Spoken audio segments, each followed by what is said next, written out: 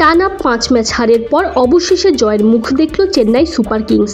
তবে লখনৌ সুপার জায়ান্টের বিপক্ষে তাদের মাটিতে জিতেও চেন্নাইয়ের অধিনায়কের কণ্ঠে জুড়ল কলকাতা নাইট রাইডার্সের সুর। আইপিএলের শুরুতেই কেকেআর অধিনায়ক আজিঙ্কা রাহানে নিজেদের হোম ভেন্যু ইডেন গার্ডেনের সুবিধা না পাওয়া নিয়ে অভিযোগ তুলেছিলেন। চিপকের মাঠ নিয়ে ধোনিও জানালেন হতাশার কথা।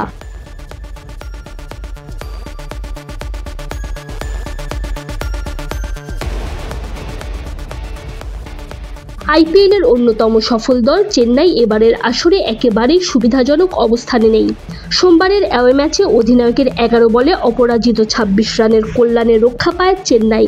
ম্যাচ পরবর্তী পুরস্কার বিতরণী অনুষ্ঠানে এসে আগের ম্যাচগুলোতে হারের কারণ ব্যাখ্যা করেন তিনি।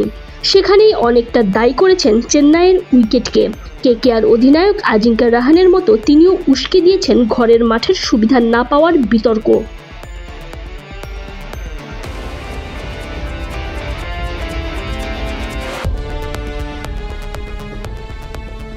এ প্রসঙ্গে ক্যাপ্টেন কুল বলেন, আগের ম্যাচগুলোয় বল করার সময় প্রথম 6 ওভারে আমাদের ভুগতে হয়েছে। মাঝের ওভারগুলোতে আমরা হয়তো ভালো বল করেছি, কিন্তু আবার ব্যাট করার সময়ও আমরা ভালো শুরু করতে পারিনি। এটা হয়তো চেন্নাইয়ের উইকেটের কারণে। চেন্নাইয়ের উইকেট কিছুটা মন্থর।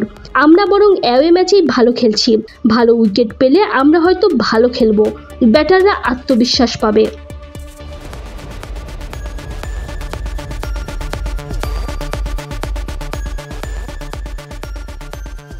লখনৌর বিপক্ষে 5 উইকেটে জয়ের ম্যাচে সিএসকে একাদশে রাখেনি অভিজ্ঞ রবিচন্দ্রন অশ্বিনকে।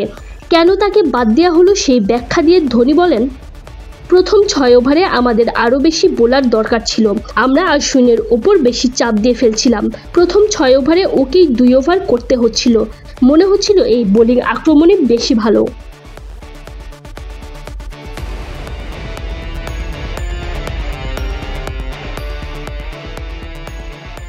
এ ম্যাচে সেরা খেলোয়াড়ের পুরস্কারটা ধোনির হাতেই উঠেছে। তবে এতে খানিকটা অবাক হয়েছেন তিনি। তার মতে 4 ওভারে মাত্র 13 রান দেয়া নূর আহমেদই এই পুরস্কারের যোগ্য দাবিদার ছিলেন। ধোনির মতে, জানি না কেন আজকে আমাকে এই পুরস্কার দেয়া হলো। নূর তো ভালো বল করেছে।